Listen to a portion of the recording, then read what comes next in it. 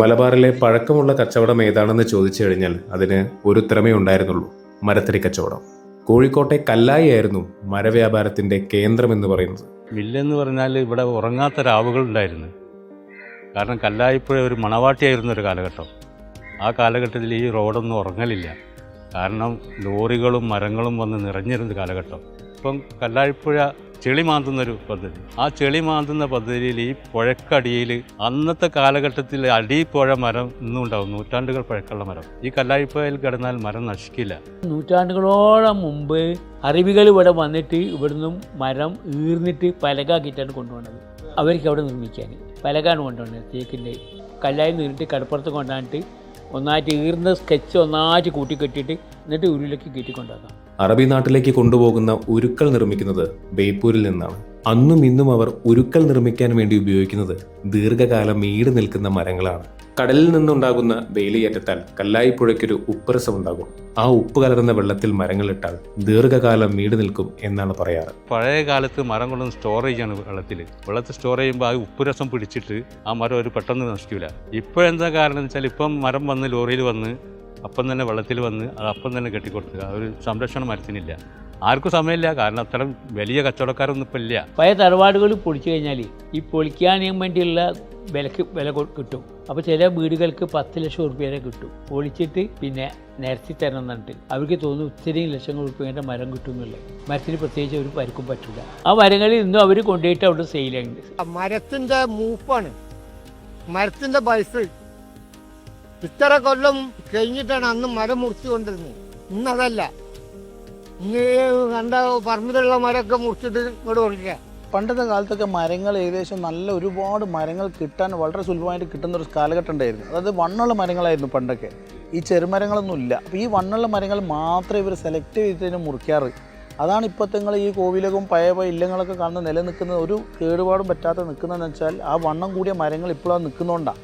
മരത്തിന്റെ ഈടെന്താണെന്ന് അറിയണമെങ്കിൽ കുറ്റിച്ചിറയുള്ള മിഷ്കാൽ പള്ളി സന്ദർശിക്കണം. AD 13-14 കാലഘട്ടങ്ങളിലാണ് മിഷ്കാൽ പള്ളി നിർമ്മിക്കുന്നത്. അന്നത്തെ കാലത്ത് ഈ പള്ളി നിർമ്മിക്കാൻ വേണ്ടി കൂടുതലായിട്ട് ഉപയോഗിച്ചത് മരങ്ങളാണ്. മിഷ്കാൽ പള്ളിയുടെ പഴക്കം പറയുന്നത് AD 13-ാം നൂറ്റാണ്ടും 14-ാം നൂറ്റാണ്ടിൻ്റെ ഇടയിലാണ് പള്ളി നിർമ്മിച്ചിരുന്നത്. പള്ളി മുഴുവനും തേക്കുമുട്ട, ഫുള്ള് തേക്കാണ്, മരം തേക്കാണ്. പഴയ പള്ളികളിൽ മുഴുവൻ ഇതേമാതിരി മരം തന്നെയാണ്. മരവ്യാപാരത്തിൽ ലോകത്തിൽ തന്നെ 2ാം സ്ഥാനമാണ് മലബാറിനുള്ളതെന്നാണ് പറയാറ്. വണ്ണം കൂടിയ മരങ്ങൾക്ക് മൂപ്പും കാതലും ഏറെയാണ്. എന്നാൽ അതിന്റെ ലഭ്യത കുറഞ്ഞപ്പോൾ ചിലർ ചെറുമരങ്ങളിലേക്ക് ശ്രദ്ധ കൊടുക്കാൻ തുടങ്ങി. എന്നാൽ അത് മരവ്യാപാരത്തെ ബാധിച്ചു. പക്ഷേ ഒരു കൂട്ടര് മാത്രം നല്ല മരങ്ങൾ തേടിപ്പോയി. ഞാൻ ഈ വ്യവസായത്തിലേക്ക് വരുന്നത് എൻ്റെ പിതാവ് തന്നെ ഒരു ടിമ്പർ വ്യവസായിയായിരുന്നു. പുള്ളി 1950 തൊട്ട് കല്ലായിലായിരുന്നു വ്യവസായം. പിന്നെ ഫറോക്കിൽ നമുക്ക് തീപ്പെട്ടി കമ്പനിയും പ്ലൈവുഡ് കമ്പനിയൊക്കെ ഉണ്ടായിരുന്നു. ഇന്ന് കല്ലായി നല്ല ഉന്നതിയിൽ നിൽക്കുന്ന സമയമാണ്. മരങ്ങൾ ഇഷ്ടംപോലെ വരുന്നുണ്ട്. അത് ലോകത്തിൻ്റെ ഭാഗത്ത്, ഇന്ത്യൻ്റെ പല ഭാഗത്തേക്കും ഇവിടുന്ന് കയറ്റിയേക്കുന്ന പണികളാണ്. 1980 തൊട്ട് 95 വരെ ഞങ്ങൾ കല്ലായിലായിരുന്നു മെയിനായിട്ട്. 100-150 വർഷമൊക്കെയുള്ള മരങ്ങൾ അന്ന് നമുക്ക് സുലഭമായി കിട്ടിയിരുന്നു. ഇപ്പം നമുക്കുള്ള പ്രയാസം എന്താ വെച്ചാൽ നമ്മുടെ നാട്ടിൽ ഇങ്ങനത്തെ മരം കിട്ടാനില്ല. 1990 തൊട്ടപ്പോൾ ഞങ്ങൾ ഇവിടെ മരം കിട്ടാത്തപ്പോൾ ഞങ്ങൾ ആസാമിലും ബീഹാറിലൊക്കെ പോയിട്ട് മരങ്ങൾ കൊണ്ടുവന്ന് അവിടെയും ബാൻ ചെയ്തപ്പോൾ നമ്മൾ 1995 നമ്മൾ ഇത് ഇമ്പോർട്ട് ചെയ്യാൻ തുടങ്ങി. Myanmar, Malaysia, south Africa, south America എന്നീ രാജ്യങ്ങളൊക്കെ കൊണ്ടുവന്നിട്ടുണ്ട്. ആഫ്രിക്കൻ കുഷിയ, അങ്ങനെ 4 ഐറ്റം മരങ്ങൾ കൊണ്ടുവന്നതിൽ ഏറ്റവും കൂടുതൽ നല്ല മരമായിട്ട് പോയത് ഈ ചെറുതേക്കും, ഈ പിൻകോടയും, സാലും, മലേഷ്യൻ സാലും. അത് ഞങ്ങൾ ഇഷ്ടംപോലെ ഇവിടെ ബൾക്കായിട്ട് ഇട്ടിട്ടുണ്ട്. പിൻകോട നല്ല മരമായിട്ട് എല്ലാവർക്കും അത് ഇഷ്ടപ്പെട്ടു. അങ്ങനെ ഒരു 2013 വരെ ഈ പിൻകോട ഞങ്ങൾ കേരളത്തിൽ മുഴുവൻ മാർക്കറ്റാക്കി. അത് അപ്പം തന്നെ ഞങ്ങൾ ഈ ഇന്തോനേഷ്യയിൽ ഈ മർബോ ഉള്ള മരം കൊണ്ടുവരുന്നുണ്ട്. അതും നല്ല മരമാണ്. പക്ഷേ ഈ പിങ്കോട ഇവിടെ മാർക്കറ്റാണ്ട് എല്ലാവർക്കും അത് താല്പര്യം.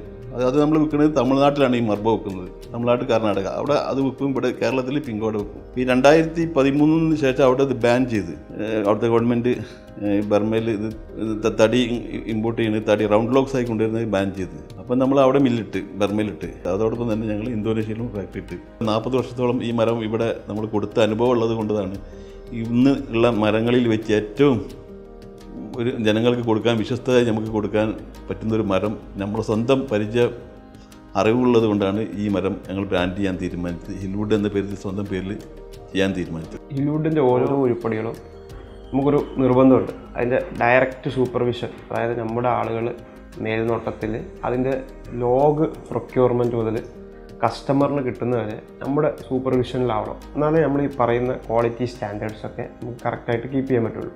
നമ്മൾ ലോഗ് കട്ട് ചെയ്യുമ്പോൾ തന്നെ നമ്മളിപ്പോൾ കട്ട് ചെയ്യുന്നത് 100 വർഷത്തിൽ മൂപ്പുള്ള മർബോ മരങ്ങളാണ്. അത് തന്നെ നമുക്കൊരു കർക്കശമായിട്ട് നമ്മളത് പപ്പുവ ഒറിജിൻ മർബോ മാത്രമേ ഞങ്ങൾ എടുക്കുകയുള്ളൂ. അതായത് ഒരു കമ്പനി ഇപ്പോൾ അവിടെ നിന്ന് ഇമ്പോർട്ട് ചെയ്യാമെന്ന് വെച്ചോളൂ, ഫിനിഷ് പ്രൊഡക്റ്റായിട്ട് ഇപ്പോൾ വേണ്ട അളവിലുള്ള സൈസ് ഇമ്പോർട്ട് ചെയ്യുമ്പോൾ അങ്ങനെ ചെയ്യുമ്പോൾ എന്ന് വെച്ചാൽ ഈ മരം ഏത് ക്വാളിറ്റി പപ്പു ഒറിജിൻ ആണോ എന്ന് ഉറപ്പ് വരുത്താൻ പറ്റില്ല. ഇപ്പോൾ തേക്ക് തന്നെ ഒരുപാട് സ്ഥലങ്ങളിലുണ്ട്. നിലമ്പൂർ തേക്കുണ്ട്, ഫോറസ്റ്റ് തേക്കുണ്ട്, പിന്നെ നാടൻ തേക്കുണ്ട്, ലാറ്റിൻ അമേരിക്കൻ തേക്കുണ്ട്, ആഫ്രിക്കൻ തേക്കുണ്ട്, തായ്ലൻഡ്, പിന്നെ ബർമ തേക്ക് ഒക്കെ ഉണ്ട്. അപ്പോൾ ഓരോ തേക്കും ഓരോ ക്വാളിറ്റിയാണ്. നമ്മൾ പറയുമ്പോൾ ഒക്കെ തേക്കാണ്. തേക്ക് തന്നെ എക്സാമ്പിൾ പറയുകയാണെങ്കിൽ 1800 റുപ്പീസ് മുതൽ 20,000 വരെ റേഞ്ചിൽ കിടക്കുന്ന തേക്കുകളുണ്ട്. ഓരോ തേക്കിനും ഓരോ ക്വാളിറ്റിയാണ്. അപ്പോൾ ഇതുപോലെ തന്നെ മർബോയിൽ നല്ല ക്വാളിറ്റി ഉള്ള ഇതുകൊണ്ട് ഇതിലേറ്റവും ലോ ഗ്രേഡും ഉണ്ട്.